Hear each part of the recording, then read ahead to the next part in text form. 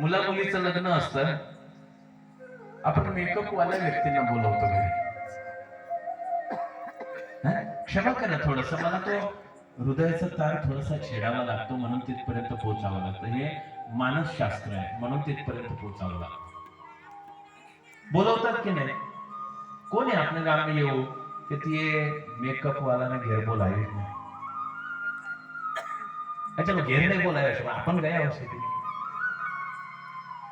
सौजनाचे. तो आपण सुंदर देखावतोय प्रत्येकने वाटय, भगवान सुंदर देखावतोय यांनी वाटतो. तो पेलेना काळाने सत्य युगामध्ये रत्नलिंग होता, त्रेता युगामध्ये सुवर्णलिंग झालं, सोन्याचं लिंग. त्रेता युग, द्वापार युगामध्ये रजत म्हणजे चांदी आणि पारद म्हणजे पारा यांचं लिंग झालं. रजत म्हणजे चांदी.